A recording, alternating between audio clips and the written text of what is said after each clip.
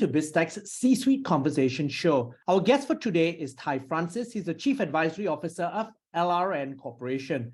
Now, LRN propels organizations forward with the partnership, knowledge, and tools to build an ethical culture. Now, to date, they've more than 2,500 companies and tens of millions of learners worldwide utilize their services to help navigate complex regulatory environments and foster ethical, responsible, and inclusive cultures. Now, to tell us more about this, welcome to the show, Ty. Hi, thank you for having me. Now, Ty, give us an overview of LRN Corporation and its history. So LRN was founded in 1994 by Dov Seidman. And, fast forward to today, we are now the world's largest, what we call pure play ethics and compliance solutions provider. We are in incredibly challenging times, and we like to think we bring meaningful training, education, alongside advisory services, which include smart codes of conduct and ethical culture building. We believe that inspiring people to do the right thing is the essence of how you mentioned principal performance. So it's about inspired rather than required behavior. And, we hope to inspire people to live principles beyond just following rules, because we think rules are great, but values are better. All businesses need ethics and compliance, but moreover, they need to ensure that that's a culture that's throughout the organization. Okay, so I want to take a step back a little bit now.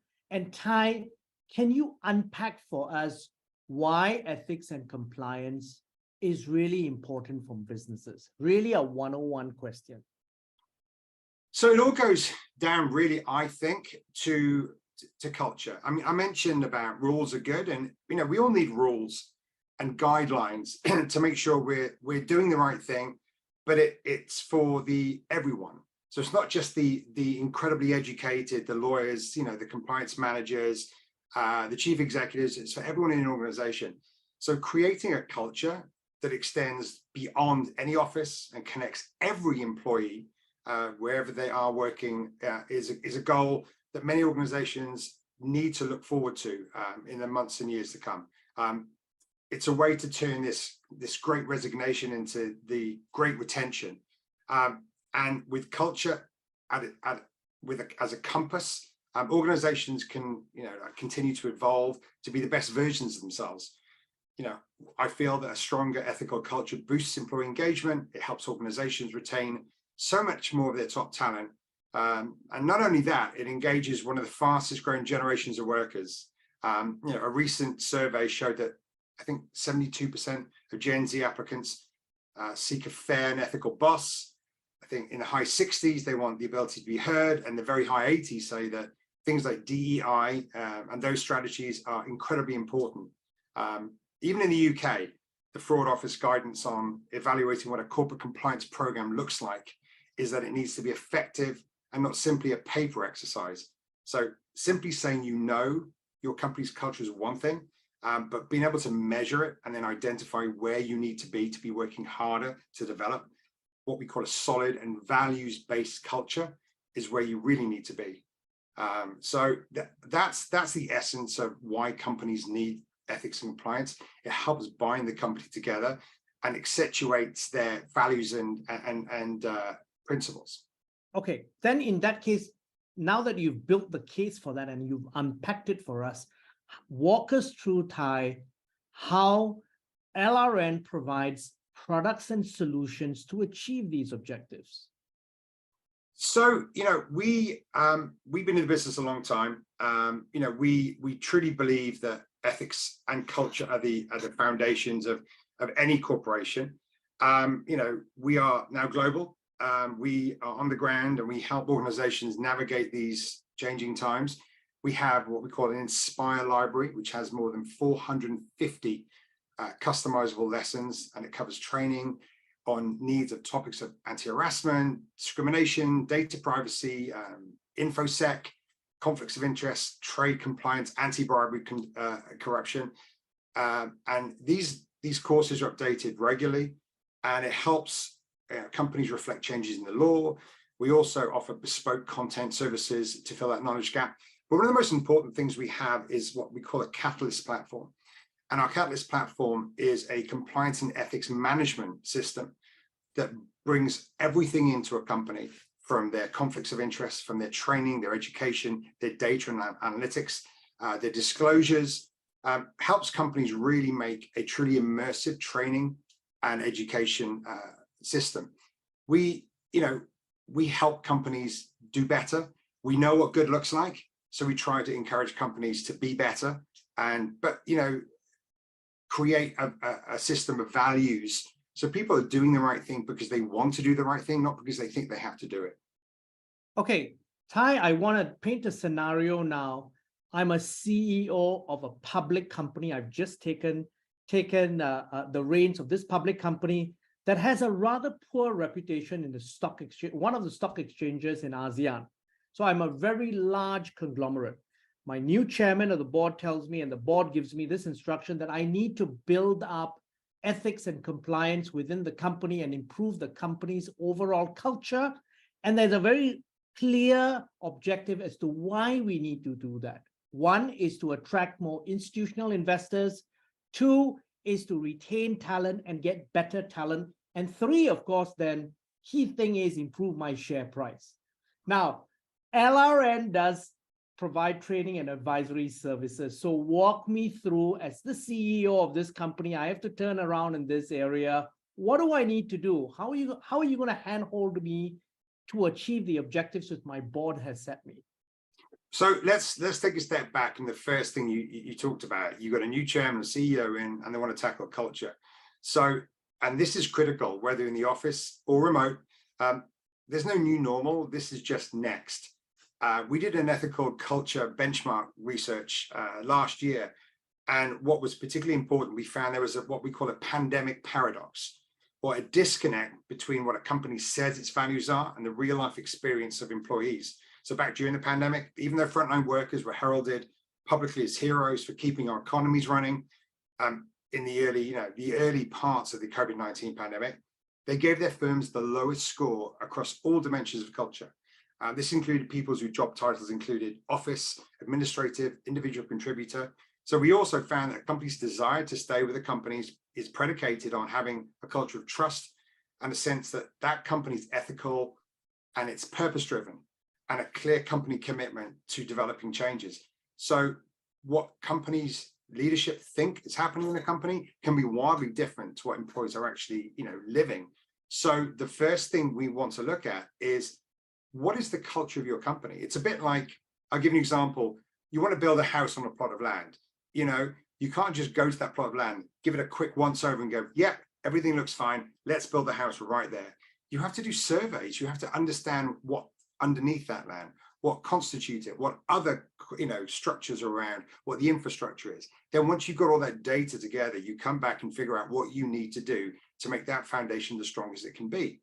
That's the same with companies. So the chair, the executive team need to come together and find out, what is the culture of our company now? How can we understand what makes the people who work for us tick? What can we do to help keep them here and to retain them, to make sure that their working environment is the best it can be? And also they want to tell their friends to come and join our company. So that's the first thing. It's like a baseline on figuring out, where do we go and how do we do it? The second thing is, we're looking at focus on culture, but we're also looking at risk. And risk is a huge issue.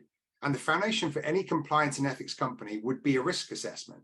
So you identify and analyze your risk and your current base business operations to determine whether or not you're operating correctly in a region, within your industry, the organization. You all have unique risks to mitigate, right? So understanding that those will be in any organization's priority is critical. So you ensure you have those proper policies and procedures around those risks. So we help companies with evaluations of corporate compliance programs every day. And it's not just easy to understand, but what you risk is your first step. So we help kind of give you a 360 view of where your risks are, how to protect yourselves, your employees, and how to roll out specific training and communication strategies that really help pull all that together. And data is going to be the foundation of all of that. Now, Ty, moving on to from exactly what you said over the last few minutes, you use the word employees being driven by purpose. And that's a theme that's coming across globally in terms of what is motivating employees, especially younger employees today. How can businesses empower these employees to make the right decisions that are aligned with company values? So, I mean, you really have to look at what employees, where they are now. You know, you have to meet employees where they are. So, you know, a lot of companies rely on what we call lagging indicators, which are helpline calls per thousand or course completions, which are important, but, you know, I don't think they're enough. Nor is it enough to rely on your basic employee surveys that they measure opinions about, you know, do I have enough vacation time? Did my office party work out okay? You know, would I recommend somebody joining my company? Do I get paid correctly, right? But it doesn't measure behavior or motivation.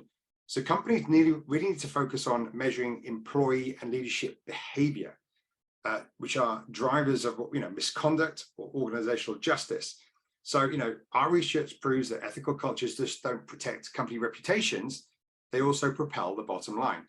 So companies with the strongest ethical culture cultures that we've surveyed strongly outperform, and this is quite a big figure, 40% with those with weaker ethical cultures across like all measures of business performance, including customer satisfaction, employee loyalty, innovation, adaptability, and growth. So that's what we like to do, and we like to encourage companies to try and permeate every single part of the organization with their values. You know, it starts from the top. You know, leadership have to be invested in this. Having a very strong dynamic code of conduct where all employees can reach it wherever they are.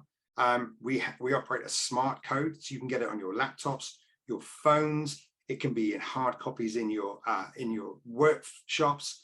But to make sure that that meaning and that purpose is identified everywhere you go. So if you ask any employee, what's our purpose? What are we doing? Rather than just making profits or, you know, making our shareholders happy.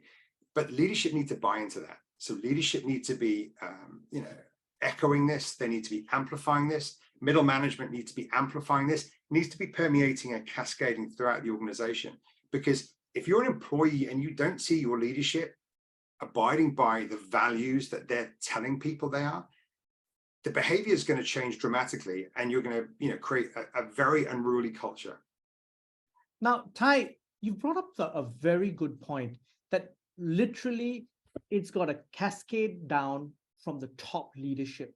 The challenge with around investing in ethics and compliance is the fact that particularly in the Asia Pacific region, as you also alluded to early in our conversation, that there is a disconnect between what the company says it's doing and what's actually on the ground. How do you encourage APAC leaders to invest more in this space? Is there a bottom line translation that and again, bottom line translation often nudges senior leadership in a certain direction? What perhaps you can enlighten us that perhaps will nudge senior leaders into investing more in this area?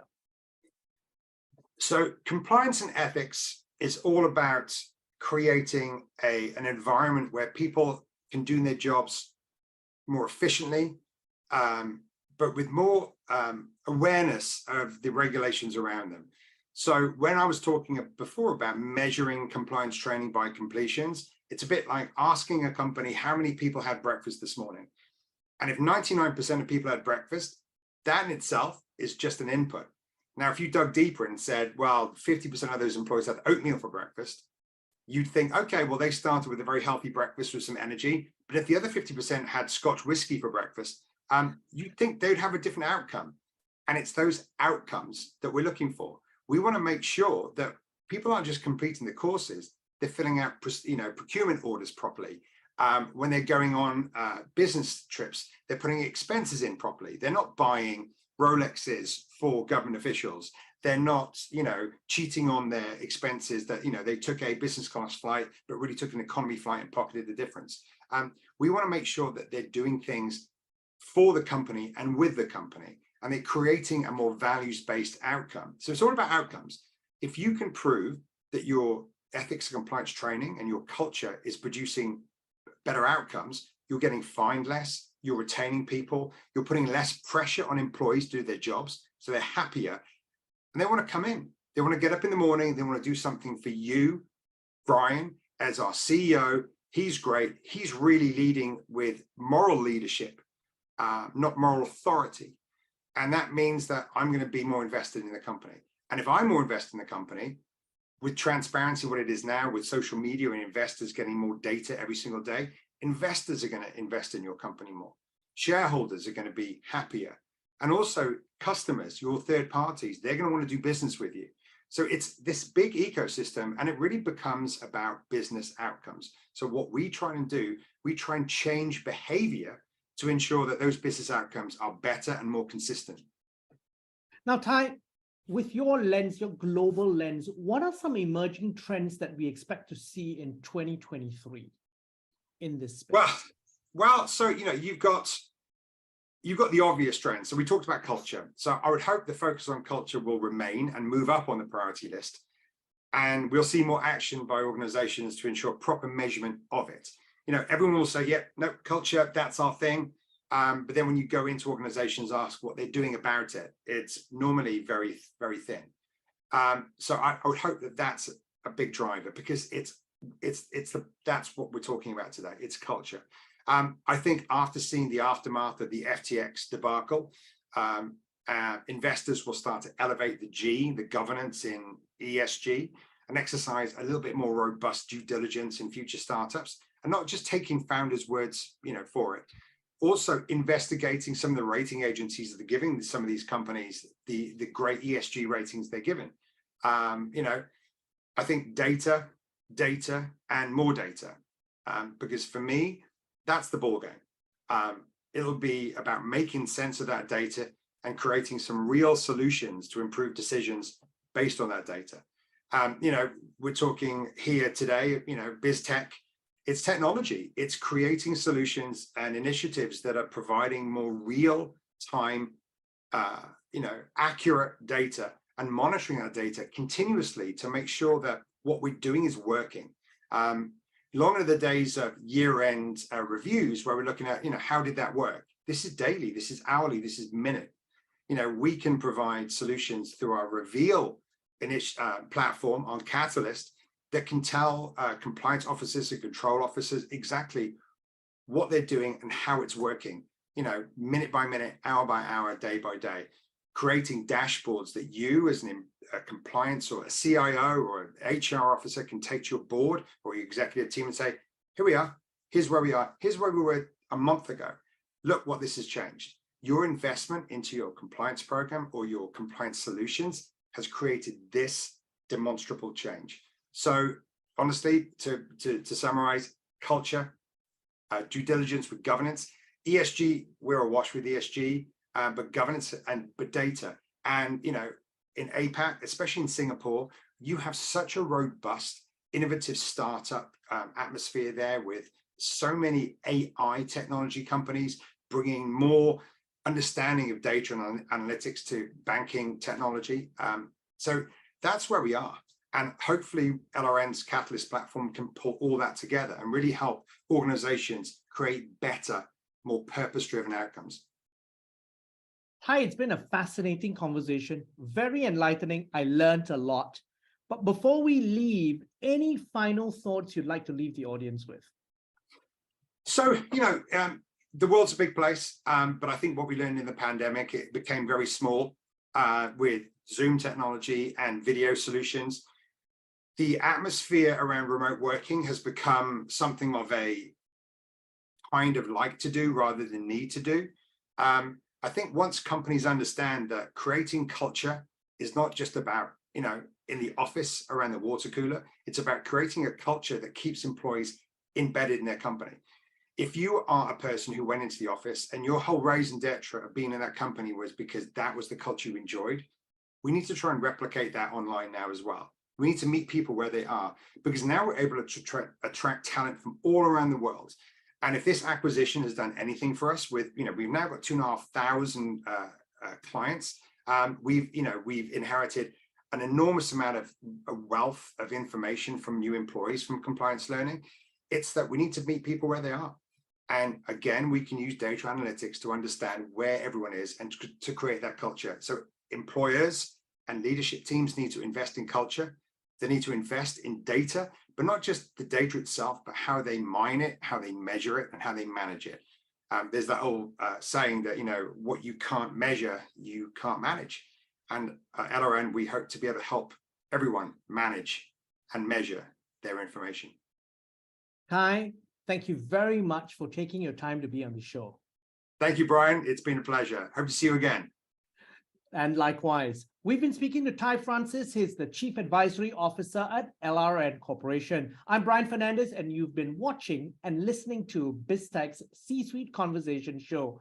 This interview will be on our website, www.biztech.asia, as well as our social media platforms. It'll also be on our syndication partners, TV stations, radio stations, and websites. Thanks a lot for tuning in.